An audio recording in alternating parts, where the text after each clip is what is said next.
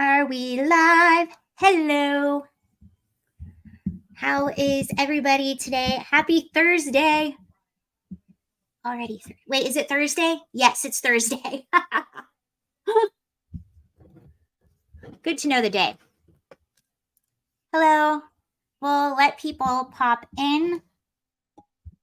Hopefully, I sound okay. I think I look okay. Alex King, hello. Hope everyone else had a glorious day too.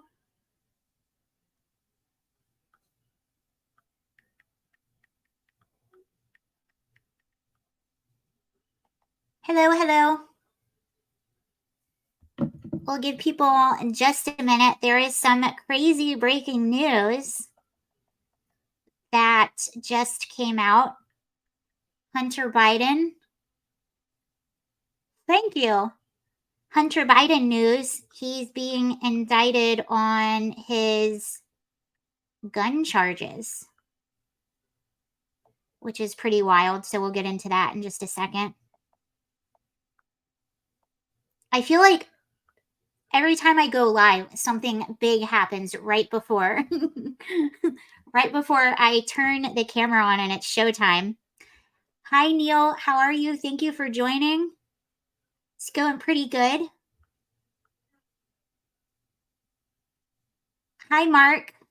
Hope you're having a blessed day. I hope you're having a blessed day. Also, Skylar says Hunter Biden had gun charges. Yeah, that's what he's being indicted on. So we'll look into that in just a second before we start with anything else, because I was not expecting that news right before I went to live. So I'm looking that up right now. Indicted. That always makes me think of that movie, Fun with Dick and Jane. I don't know if you've ever seen it. It has, shoot, what's his name? Comedian. He's over actor. Jim Carrey. Has Jim Carrey in it. It's funny. Hunter Biden.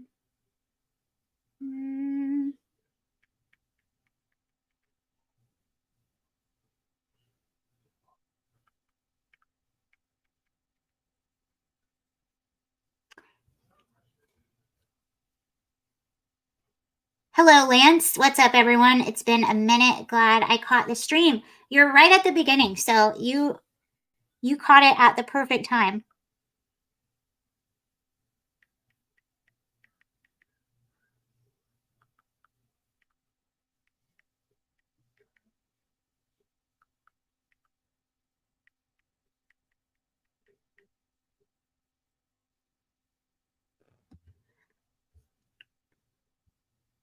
The new one with Jim Carrey? Did I say new one? It's not a new movie. It came out, I want to say, in the early 2000s, maybe. I haven't seen anything with Jim Carrey in it in a long time. I'm not the right person to say that. It has it's Jim Carrey and his wife. They live in a middle class neighborhood, and he gets laid off from work, and they start stealing in order to keep up with all their bills.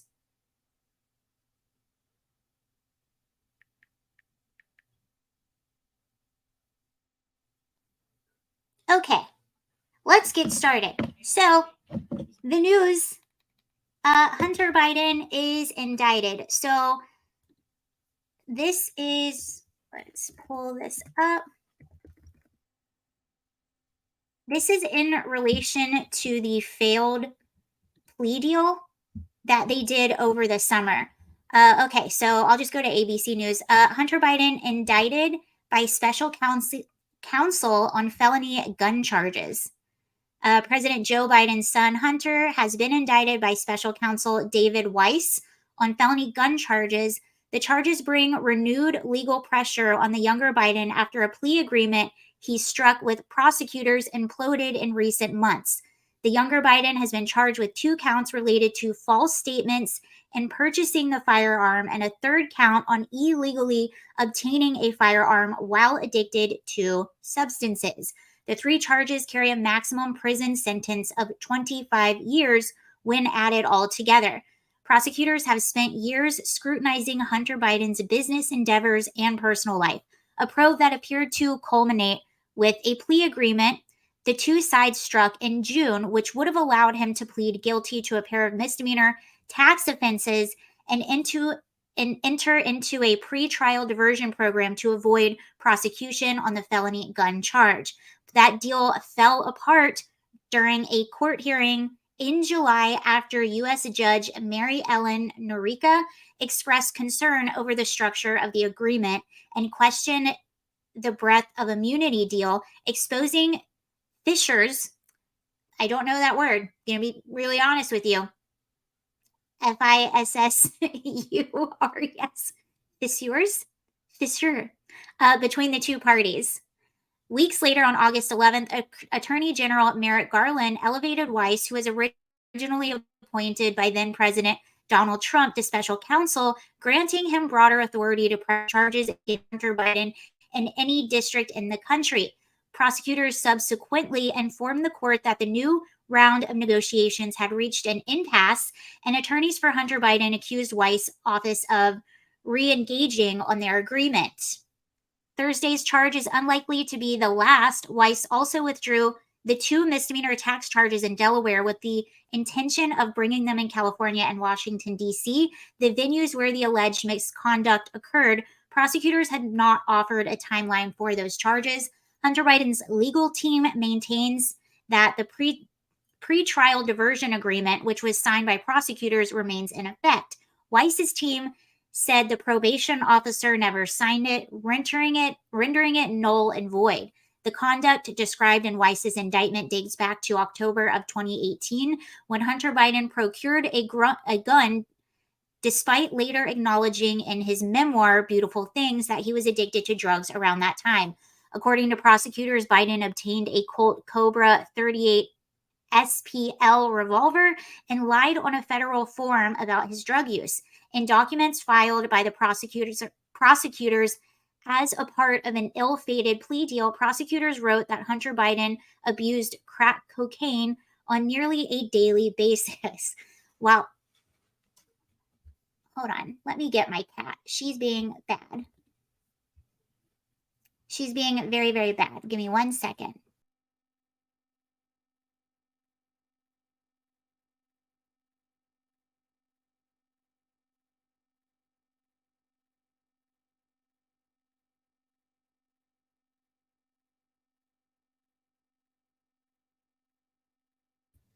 She's going to get felony charges. Yeah, you're going to get charges. Interrupting. Now you have to say hello. You have to say hello to everybody and explain to them why I had to leave the stream. Oh, it means cracks. Okay, that makes sense.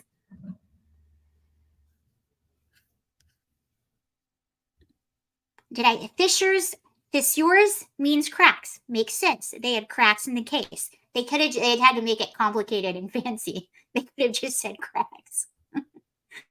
While Hunter Biden's future remains uncertain, one immediate implication of Weiss's charge is clear. Are you serious? Hold on 1 second.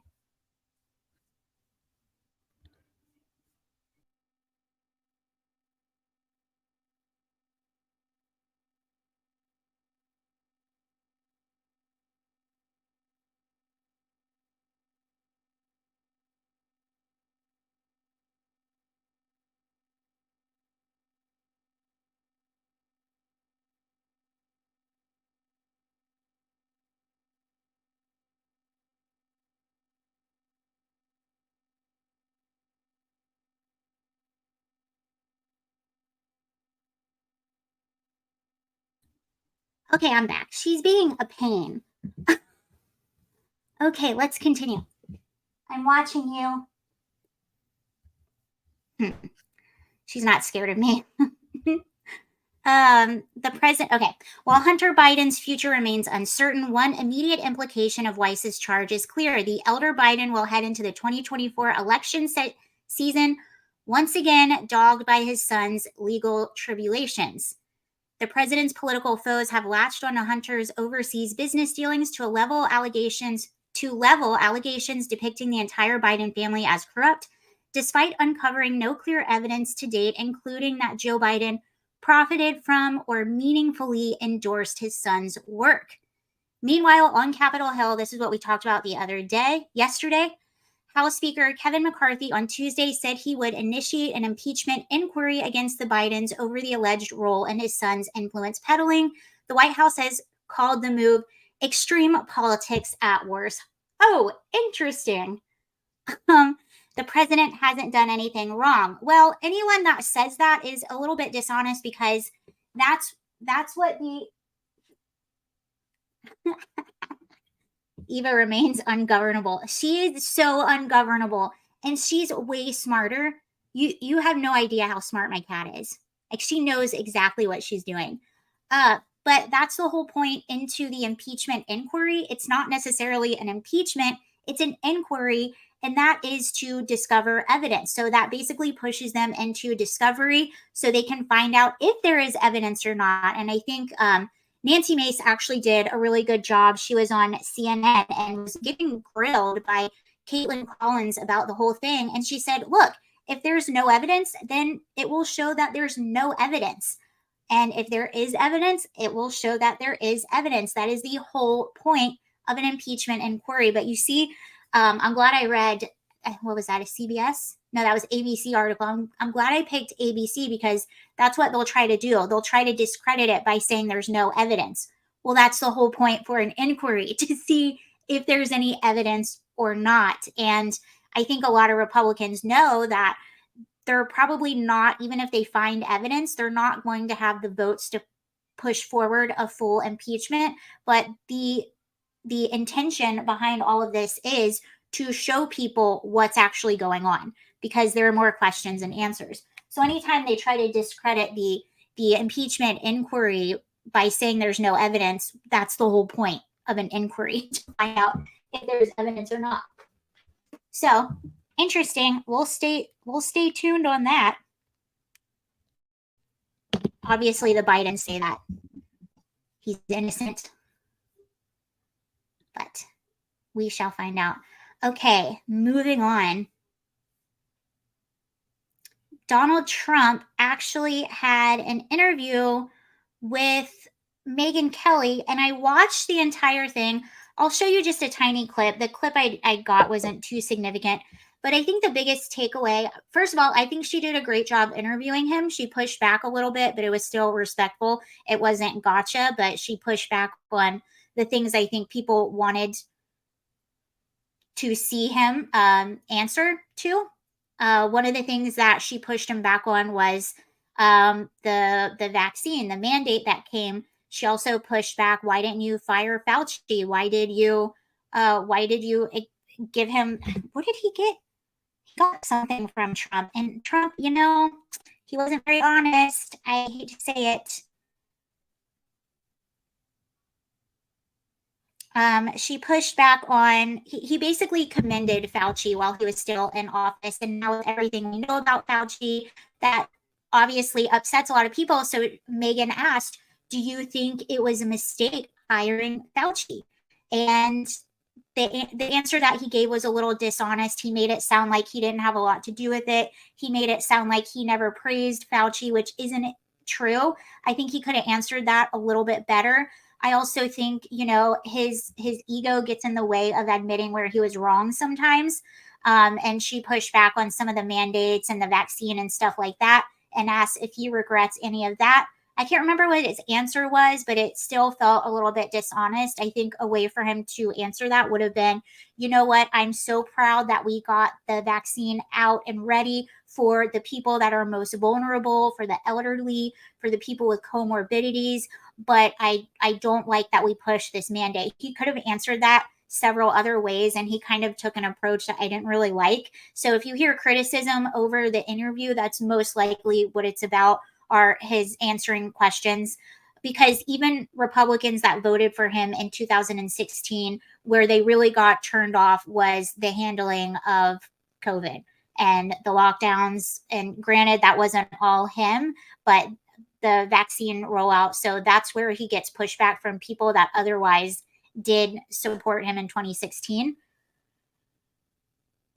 Yeah, totally. So John, thank you for that, John. So John says Fauci is Trump's Achilles heel.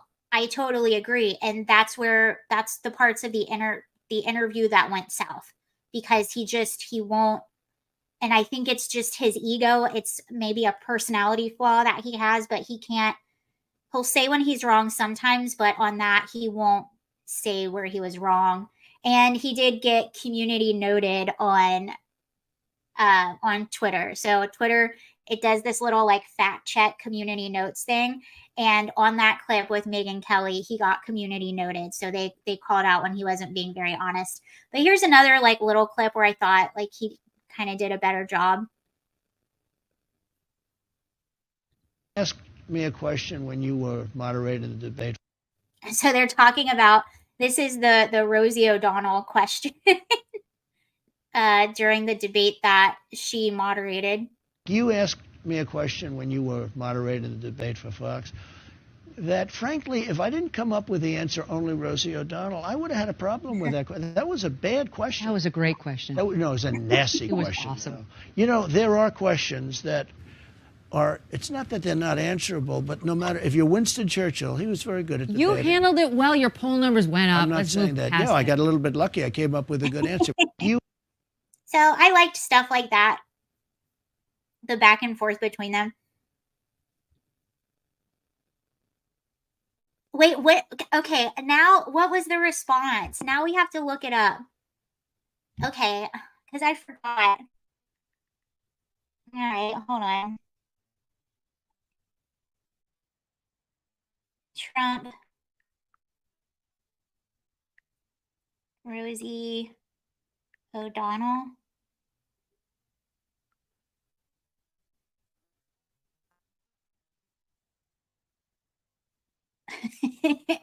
Okay.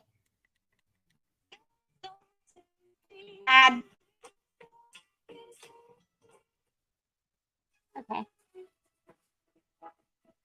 Like fat pigs, dogs, slobs, and disgusting animals.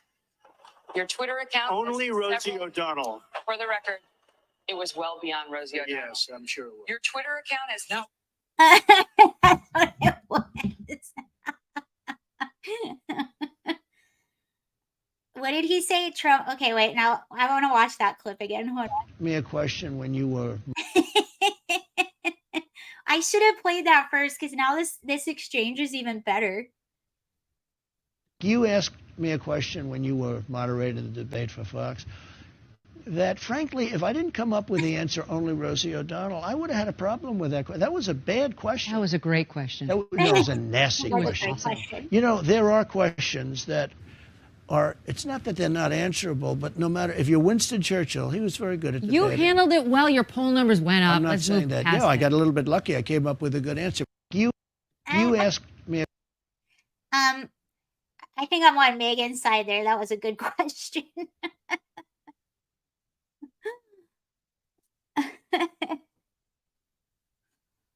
I enjoyed the question.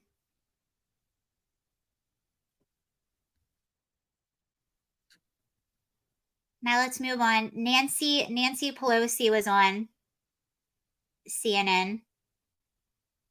Not run. Yeah. Okay, so he's essentially asking her if she thinks Biden should run. Keep in mind, Nancy Pelosi just announced at 83 years old that she's going to be running for re-election in 2024. So clearly she doesn't have an issue with the age. There's any chance he does not continue running? I hope not. I hope not. I mean, this president... David Ignatius recently came out saying he thinks the former president should not run. Yeah, so that's one. I can't.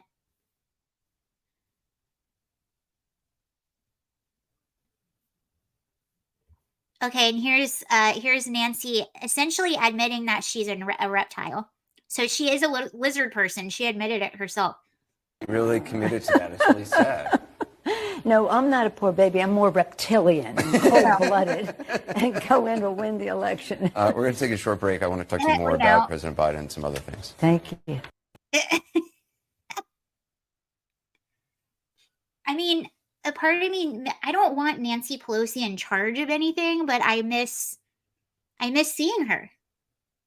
I miss seeing her in interviews. It's always a good time.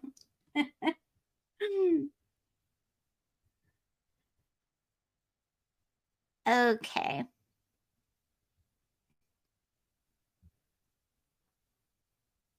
Now we're going to the View, and then we'll talk about Italy and our southern border. I don't know. I don't want to know what Nancy does every night. Okay, Miles. All right, here's the View. This is okay. Any ladies? Oh, thank you so much, Wall Street. It was never a dull moment with this guy. I do thank you very much for the super chat. I miss the back and forth with Trump and Nancy a little bit. Did she hiccup? No, she just admitted she was a lizard. Let's watch it again. You know, of course she was going to say that, but Poor baby. yeah, she's really, really committed to that. It's really sad. No, I'm not a poor baby. I'm more reptilian, cold-blooded, and go in to win the election. We're going to take a short break. I want to talk to you more about President Biden and some other things. Meghan is the best. I very much agree. I've become actually a really in the past 2 months, I've become a really big fan of her show. I watch it a lot. And I was actually really impressed at how she interviewed Trump, because she pushed back a lot, but she was still respectful about it. That's the kind of pushback you want to see. I can't stand the interviews because to me it's pointless. I can't stand the interviews when people just there's a difference between pushing back and trying to get a gotcha moment. Those are two different things. And she didn't try to get a gotcha. She just pushed back where people wanted pushback, which I thought was very cool. Thank you again, Wall Street Tech. Never a dull moment. All right, here's the ladies of the View. I just had to show this because this clip went around earlier today, and this is so awkward. Where did this come from? This is the View. So they're sitting there talking about Mitt Romney, of all people, obviously because he actually had some class about it and admitted that, he's old enough and he's been in politics for a while, so he's not going to be seeking re-election to give room for younger people that are going to be living in the world that their policies affect. I thought that was pretty classy. No matter what you think about Mitt Romney, that was a classy move, even if that wasn't the real reason. Yes, we're watching The View. You're going to suffer with me. So they're talking about Mitt Romney of all people, stop mid-sentence and ask one of their coworkers if she's pregnant, and she's not. Are you pregnant? No. Oh, okay. Look at how awkward. Hello, Sir TDS. Disregard for people. Are you pregnant? No. Oh my God. Where did that come from? You can't say that when my mother-in-law is here, who's been dying for me to get pregnant. Why would you say that? Why do I look pregnant? Yes. I just gotta. Did you get the glow? I just got.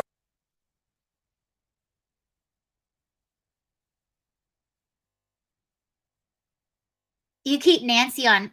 Someone said if you keep Nancy on, you'll lose viewers. Well, I just put The View on, so I'm gonna I'm really repelling my audience today. What in the heck?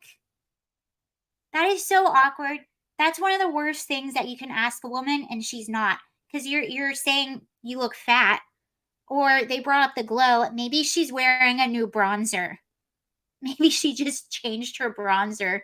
But you know what I think about too? I also think, what if she actually is and she hasn't told anyone yet? You just outed her on national television.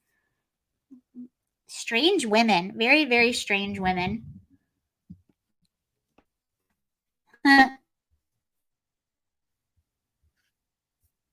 All right. Let's go to Lampedusa, Italy. And this is obviously newsworthy. That's why we're talking about it. But what you should understand is this is coming to the US. And what do I mean by that? Well, let me show you. So Bill Malusian, he's been on the border. I've shared a lot of his work before. He's one of my favorite reporters, and he's one that basically his entire job at Fox is to be the border person. So he's down there a lot. He had a few tweets today, and I'd like to read them, and then I'll show you some footage.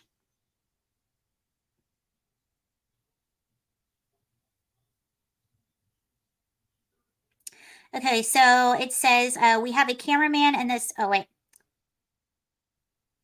Border Patrol sources. This is per Border Patrol sources. This is Bill Malusian. He's in the Tucson, Arizona sector. Per Border Patrol sources, street releases of migrants who crossed illegally are beginning today in Tucson, Arizona sector due to CBP facilities being over capacity. The Tucson sector alone saw 2,000 illegal crossings yesterday in a 24-hour span. Mass releases underway.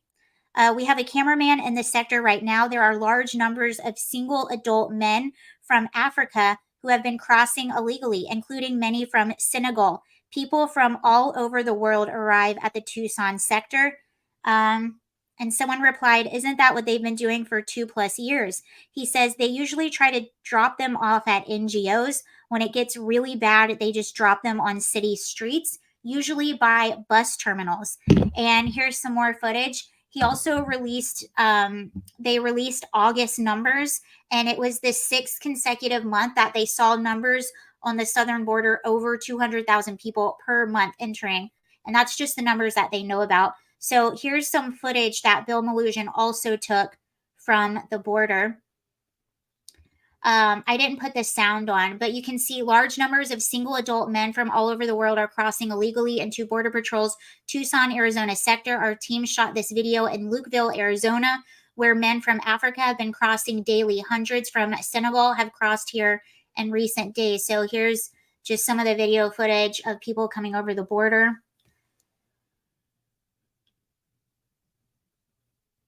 So you see a lot of single adult African men.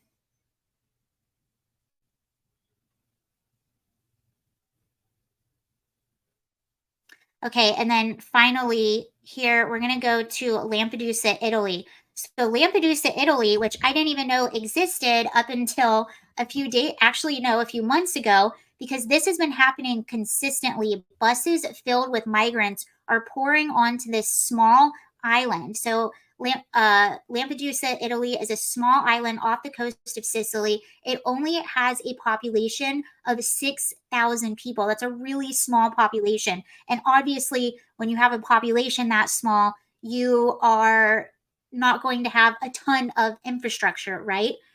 So they have been getting pounded with mass migration, with people from Africa coming onto their shores. And over the weekend, in a span of about 48 hours, they were hit with 7,000 migrants, putting them into a complete state of chaos and crisis. Keep in mind, the population is only 6,000 people. Here's some footage. This is unbelievable. I took the sound off of all these, but you can imagine. So yeah, that's Lampedusa, quiet island with 6,000 Italian residents. Yesterday I'm getting different numbers. I'm seeing 8,000, 7,000, 6,000. So I just went with 7,000. Yesterday, over 8,000 illegal aliens stormed the island after arriving on boats. This is what Lampedusa looks like now. So here's some more footage. This is wild. More footage from the Italian island of Lampedusa. Thousands of men coming in. So that's them clashing with officers.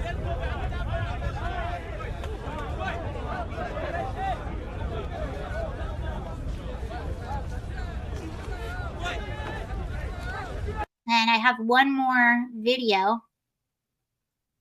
I mean, it's just wild. Look at this. Imagine your town with only 6,000 people. Yeah, 8,000 came. And what I think look at how many people there are. And what I think is happening is I think they're arriving on this island town and then they're being transported to the mainland. So that's what I think goes on at Lampedusa. And I'll just read to you a little bit about what is happening. And what's extremely frustrating is the Prime Minister of Italy. Her name is Giorgia Meloni, and I was a big supporter of hers. I really liked her. She was elected, I think, October of last year. So she's been in office for almost a year now, and her main platform was getting a hold of this mass migration. That was her entire platform, and she was going to be really tough on it. That was her entire thing, and it seems like since she has got in office, it's just been a turn, and a lot of people feel like it's gotten worse. A lot of Italians feel like they have been betrayed and lied to, and she is the reason, and that stance was one of the reasons she got elected. And it doesn't seem like a lot is being done about it. Actually, back in April, Italy declared a 6-month state of emergency due to the influx of migrants. And that was back in April. And you can see, I don't know what that's done so far because they keep getting mass amounts of people. Sorry, I have like constant allergies in Virginia, and it's awesome.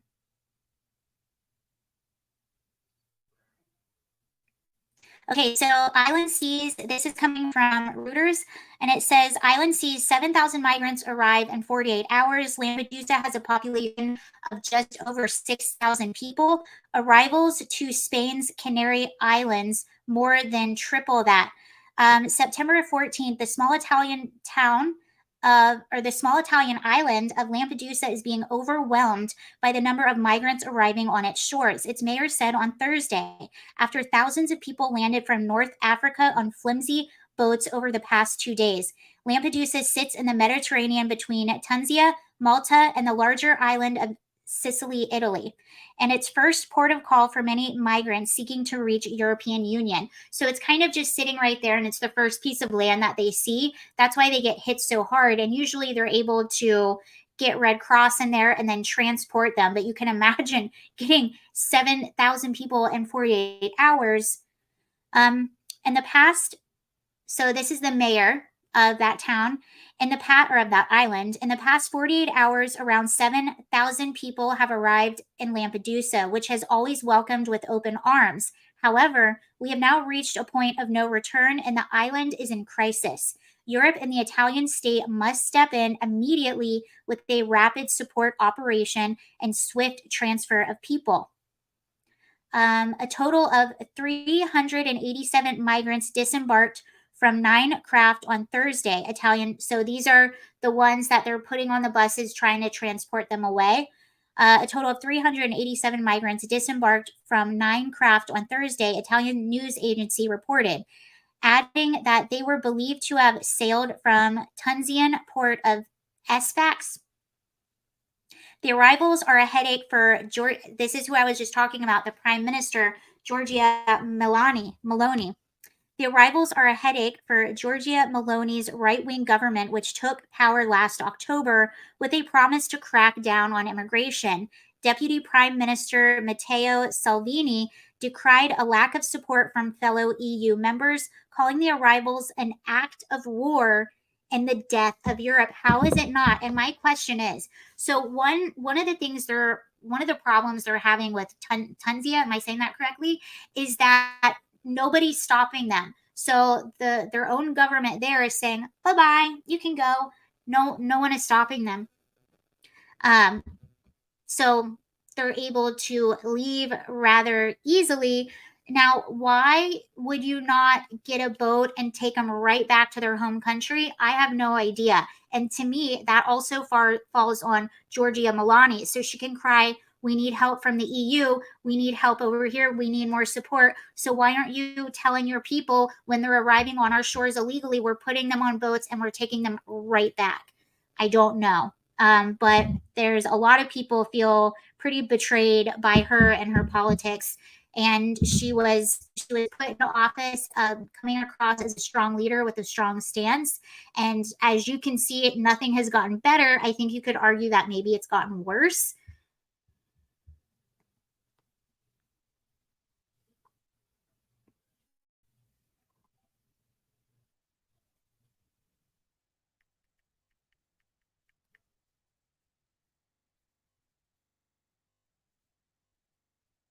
Okay, so it looks like they're transferring. Italy works to transfer thousands of migrants who reached a tiny island in a day. A migrant reception center, so it looks like they have a center there. A migrant reception center in Italy's southernmost island of Lampedusa was overwhelmed Thursday as authorities worked to transfer to the mainland thousands of people who arrived on a small, unseaworthy boats in about a 24-hour span this week. The Red Cross said there's still 4,200 migrants at the center out of the Red Cross said there were still 4,200 migrants at the center out of the 6,800 who had reached the tiny tourist and fishing island in a flotilla of some 120 boats that set out from Tunisia. Commercial ferries and Italian military vessels were taking newcomers from Lampedusa to mainland Italy. After a particularly challenging day like yesterday, today people are being continuously transferred. The situation is certainly complex, and gradually we are trying to return to normal. Don't think that's going to happen. She said of all of the migrants received in camping beds were being distributed so that they don't sleep in the cold. The movements of newly arrived migrants are usually tightly controlled, but with the reception center overflowing, some slipped away. They were even spotted all over the island, according to volunteers. As Italian television station Sky TG24 filmed outside the center, people could be seen climbing all over the walls in the background. Some residents handed out pasta, Sicilian rice balls, and water to the migrants they encountered. A pair of islanders lugging a carton of fresh peaches stopped to give pieces of fruit to migrants who were exploring Lampedusa's main tourist street, which decorated with colored lights and lined souvenir shops. A local firefighter said he asked his mother to cook up spaghetti and serve several young men who he ran into while he was headed elsewhere for dinner. They were exhausted, but above all, famished. One of them got down on his knees asking to eat. You know what? And, if you are overly gracious to people, like I kind of don't feel sorry for your island being hit like that. Speaking at a demographics conference in Hungary, Meloni said that the problems created by Italy's aging population should not be resolved with immigrants working to support the social welfare system and keep the economy humming. She said she would support a quota system for legal immigration where necessary and where it can be fully integrated. Italy's Interior Minister Matteo, I cannot read his last name, consulted by phone on Thursday with the EU Internal Affairs Commissioner about the migrant situation, effectively acknowledging that the current approach wasn't working. We agreed and we need to develop new European operative strategy against human traffickers. Yeah, not just Italy, but France, Belgium, many others are not able to cope because they don't want to be called racist. Yeah, I mean, they just need strong leadership. Clearly, she's not a strong leader, and none of these people are. And I hear this argument a lot. They talk about Italy's aging population, but that's not a reason to import an entire new demographic.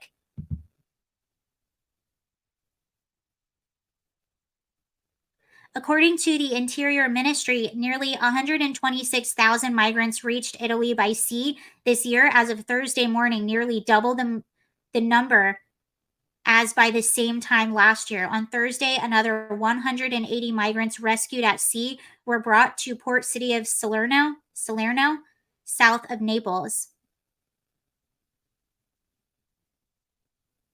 The lawmakers warned that the dire economic and social situation in Tunisia, further aggravated by the humanitarian crisis, urgently requires a comprehensive national dialogue about the prospects. Well, you know what's really concerning And it's the same thing with what you see happening on our southern border right now with a lot of the men from Africa. If it's so dire where they're coming from, where are their women and children? I don't see any. They're leaving them behind. Where are the elderly? Where are the women and children? You don't, so it's not the most vulnerable that are coming. It's single war-aged men who don't have jobs, who have nothing to do. Actually, that's a good point. I was thinking about that. That is a really good point. While I was talking, I was thinking about that. If they are fed, they are less likely to steal. Yeah, you're right. You know, if you go and give them food and stuff like that, you're right. They're probably less likely to steal and stuff like that. So that's a good point. That's a good point. Oh, someone asked, oh, I'm glad you brought this up. Okay. Are you going to cover the New Mexico gun ban from crazy Democrat governor? Yeah, we talked about that yesterday. There is an update with that story. So a federal judge actually blocked her. So she can't do that. She's temporarily blocked. Here, I have a video from her. Let me, 1 second. Crazy lady. Crazy, crazy. Oh, no. Hold on, I have to get rid of. Can I get rid of this video? Remove from studio. Hold on, I'm making some place in my studio so we can watch the crazy governor from New Mexico. Because doesn't that sound like fun? Okay, let's see.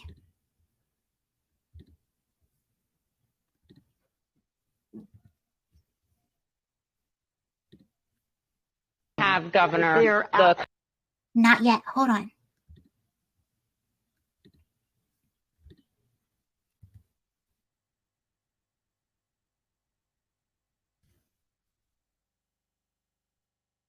You took an oath to the Constitution. Isn't it unconstitutional?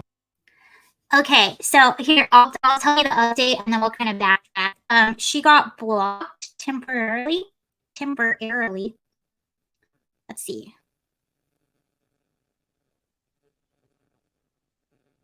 Okay, so a federal judge temporarily blocks New Mexico governor's gun ban. The judge issued a temporary restraining order stopping Governor Michelle Lujan Grisham's suspension of certain gun rights in Albuquerque and surrounding Bernalillo County. The order sparked bipartisan backlash with State Attorney General Raul Torres, a Democrat. So the Democrat AG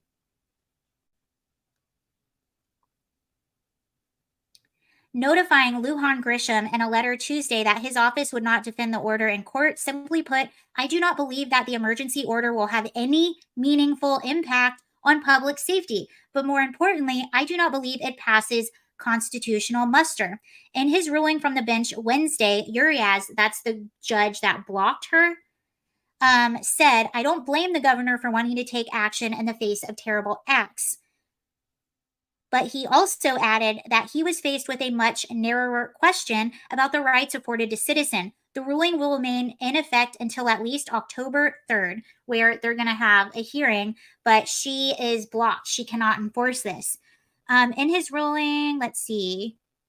Oh, and this is interesting too. I never looked at the exact penalty for not following her fake little order. Here's the penalty. If you so essentially she's trying to suspend the right to carry openly or concealed to people in certain areas. And if you do not follow this order, she would have allowed state police to assess civil penalties and fines up to $5,000 for violators.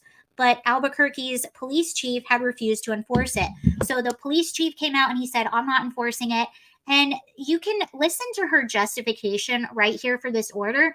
It makes no sense.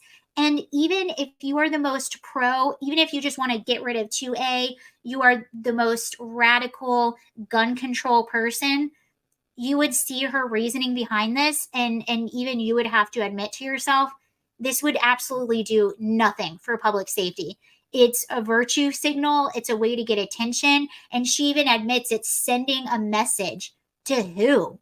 Who are you sending the message to? Law-abiding citizens that already follow the law? Okay. You took an oath to the Oh, but this is the press conference where she announced it. Constitution. Isn't it unconstitutional to say you cannot exercise your carry license? With one exception, and that is if there's an emergency, and I've declared an emergency for a temporary amount of time, I can invoke additional powers. No constitutional right, in my view, including my oath, is intended to be absolute. There are restrictions on free speech. There are restrictions on my freedoms. In this emergency, this 11-year-old and all these parents who have lost all these children, they deserve my attention to have the debate about whether or not in an emergency we can create a safer environment. Because what about their constitutional rights? I took an oath to uphold those too. And if we ignore this growing problem without being bold, I've said to every other Mexican, your rights are subrogated to theirs. And they are not, in my view. Wait a minute, though. You're talking about crimes. There are already laws against the crimes, so how are their rights? I got it, but again, if I'm unsafe, who's standing up for that right? The law enforcement is standing up. If this climate is so out of control, somebody should do something. I'm doing as much as I know to do. Madam Governor, do you really think that criminals are going to hear this message and not carry a gun in Albuquerque on the streets for 30 days? No. But here's what I do think. It's a pretty resounding message. I'm going to write a letter. It's going to send a message to who?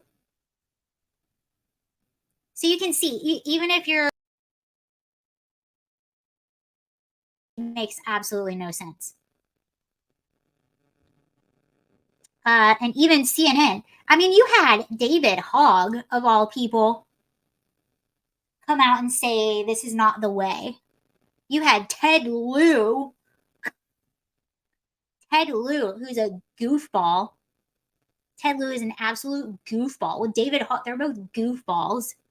You even had Ted Lieu come out and say, yeah, this isn't the way. And you want to know why? Because they're at least smart enough to know that's one of the worst things you can do if you're pro-gun control, because what do all the 2A advocates, what's their fear? That they're going to be stripped of their firearms. That's their fear.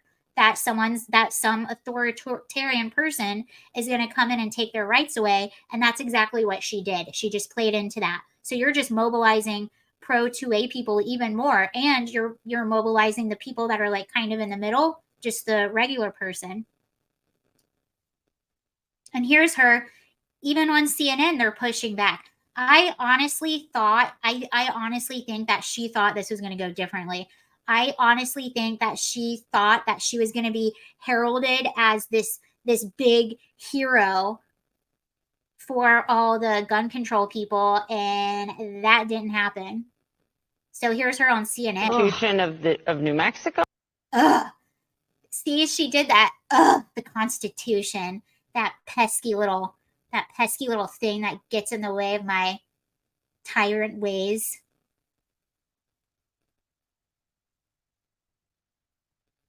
We also have, Governor, the Constitution of New Mexico and the Constitution of the United States, and you're an attorney.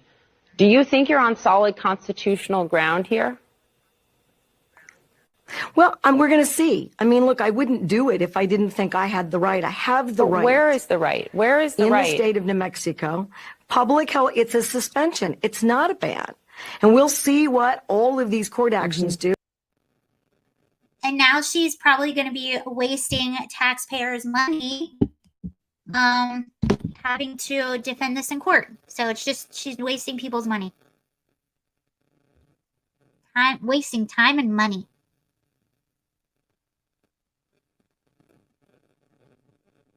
But I actually do appreciate the Democrats for coming up and saying, hey, this is wrong. That actually, I'm going to be honest with you, it gave me a little bit of faith in humanity that you had Democrats willing to say that this is wrong.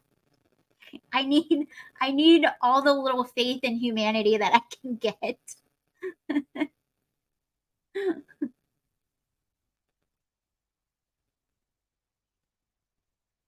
Yeah, Sir TDS pointed out. She said we're gonna see, but then she said she has the right. She doesn't make any sense. And then I don't think I played the part that I wanted to play when she was giving her original justification, when she had her original press conference to justify her doing this. She said there's too many criminals out there to arrest. If you are a leader and your stance is there's too many criminals to arrest, maybe you shouldn't be in charge. Maybe you shouldn't be in public office if that's your stance. Well, there's just too many criminals to arrest, so I'm going to take rights away from the law abiding citizens to send a message.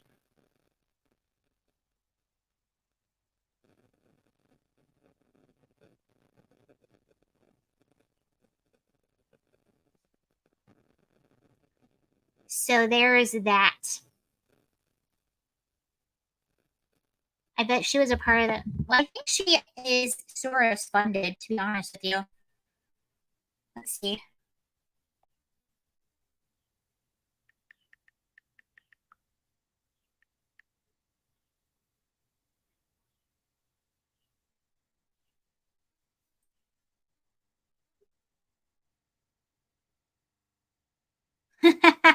even Slate magazine says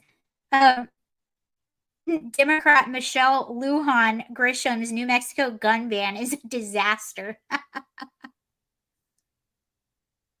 You know, and what was really scary about this in the beginning, which is another reason my faith in humanity has been slightly restored, just a little tiny bit, is the precedent that this would set for other people. I think that's why it's so important that people came down, and they came down hard on this. And why another reason why I'm so thankful that even Democrats are standing up against this is because what kind of precedent does this set for other power hungry governors and mayors? And you can just declare a health emergency for any reason and then just pick and choose which rights you want to take away from people because you deemed something a public health emergency. What constitutes that? Who decides that? What is the criteria for that? And I think it sets, especially coming off the heels of COVID, that sets a very, very dangerous and scary precedent. So I'm really thankful that people band together and said, no, thank you. And Democrats, they're smart enough to know this too. Okay, maybe it happens on your side. It benefits your side. It benefits your agenda. But what happens when someone on the other side does the same thing?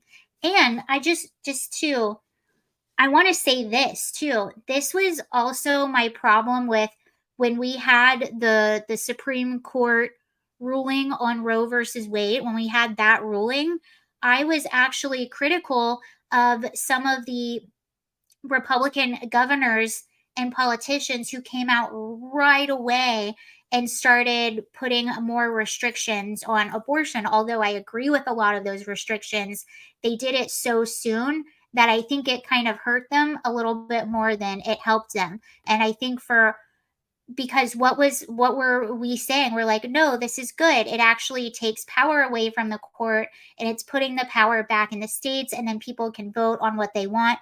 And there were a few politicians that really jumped the gun on adding more restrictions to abortion. And I think they should have chilled out for a second and then slow walked it. I don't like your face. I'm declaring a public health emergency.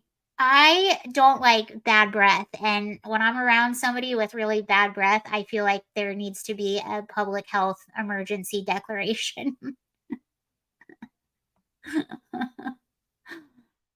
That gun ban would boost Trump's lead. Well, yeah. And I think that's why you had a David Hogg and you had a Ted Lieu. That was a smart move. That was a smart political move of them. I think that's why they came out, because they at least knew that was going to mobilize 2A people like crazy. And even the people in the middle, they're exactly, yeah. Yeah, that was my problem, because now you just mobilize them even more. Where we were trying to, you have people trying to defend the Roe versus Wade decision and say, no, this is actually giving, this is the democratic decision, this is the right decision, and this is why. And then it just fed into those fears of so many people. I think people just get like, they just get power hungry and power happy, and oh, I want to, I want to make my base happy. I want to do something that will mobilize my base and will make them happy, and they forget that you're running a country. Yeah, timing is important, and you're winning the war. You don't have to win every single battle. Some battles you give up a little bit, or you slow walk it, or you're smart and strategic. But so many people, like this lady, this power hungry Grisham lady, did the same thing. Anywho, thank you guys for joining. I think I'm gonna go ahead and hop off here. I think I'm gonna go outside. It's not too hot today. Anyway, I hope you all have a lovely, lovely day. Thank you for joining. That was fun. And they could have overturned it in 2021, a year before. Yeah, a lot of things could have been differently. The timing was not good. With Eva, she's not going. She's asleep right now because she didn't get her way. If she doesn't get her way long enough, she'll finally just go. She'll just go to sleep. So thank you. Please come back soon. I'll be back very soon. All right. Thank you, everyone. Thank you very much, Neil. Thank you, everyone, for watching. And hopefully I'll see you really, really soon. Eva the Diva. Eva the Diva. Her ears went. We're talking about you. All right. See you later. Bye.